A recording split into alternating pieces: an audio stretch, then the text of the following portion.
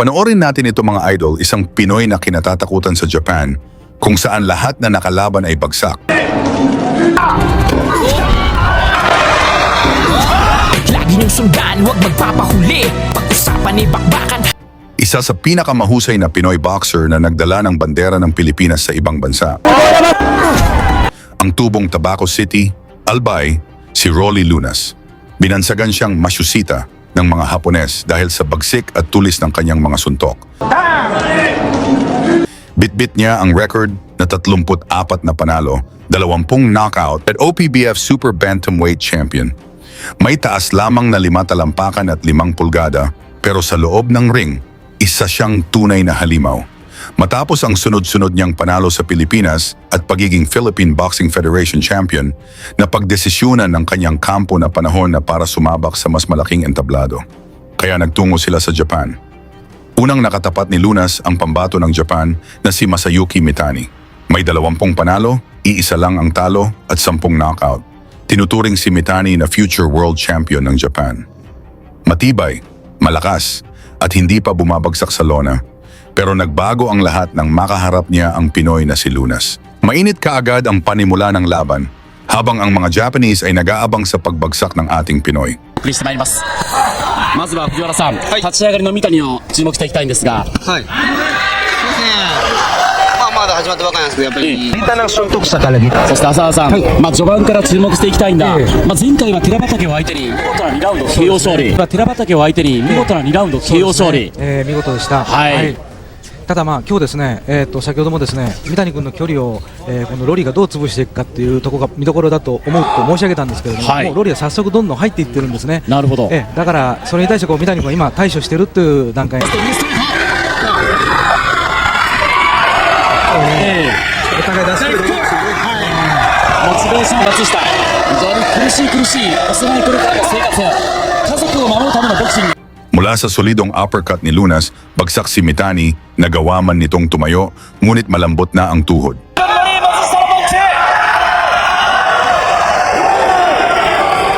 ぐらついたのは三谷ま。ただやっぱりジャブをピッチャー当てていきたいですよね。はい。三谷も話が止まりません。そんな中で、下が三谷も最終ラウンド。 Dito na siya binanatan ni Lunas, bulagtas si Mitani at dito na natapos ang laban. Matagumpay na nadepensahan ni Lunas ang kanyang OPBF title at doon nagsimulang humanga ang mga Japanese boxing fans. 応援を果たしました。最終ラウンド、追いすがる三谷正幸、挑戦者を下しました。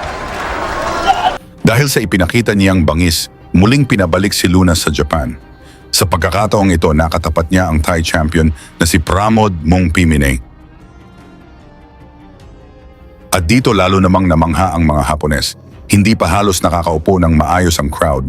Brutal knockout agad ang pinakita ni Lunas.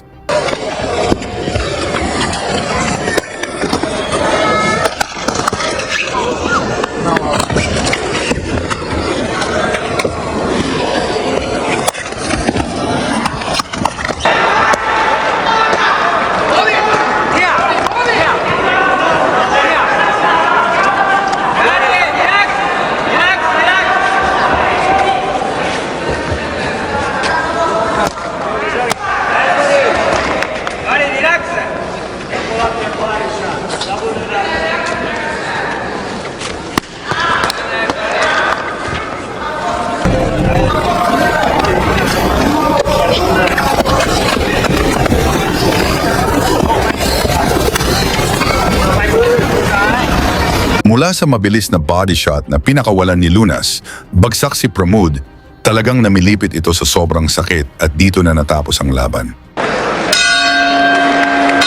2秒走り切るロリー松下選手の9秒勝ちでございます。勝利者トロフィーが贈られます。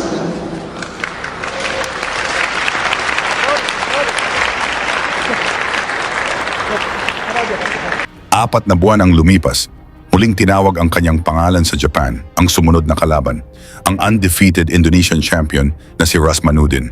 May 13 panalo, 8 talo at 8 knockout. Itinuturing siyang future world champion ng Indonesia at kilalang tumalo na ng 5 Pinoy fighters. Pero pagdating sa laban nila ni Lunas, Natapos ang kanyang perpektong record. Mainit agad ang bakbakan. May mga pumapabor kay Rasmanudin, pero marami rin ang naghihintay sa mabibigat na suntok ni Lunas.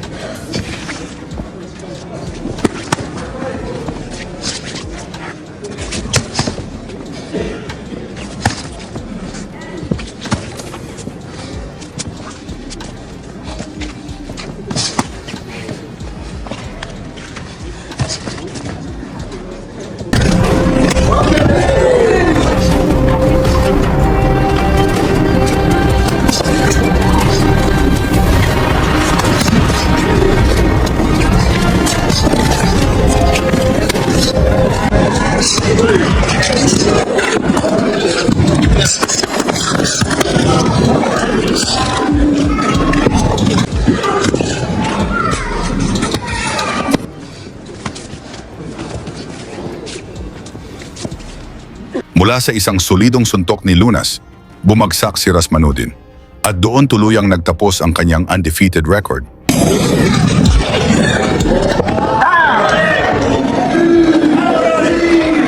Dahil sa sunod-sunod niyang panalo, lalo pang lumaki ang pangalan ni Lunas sa Japan.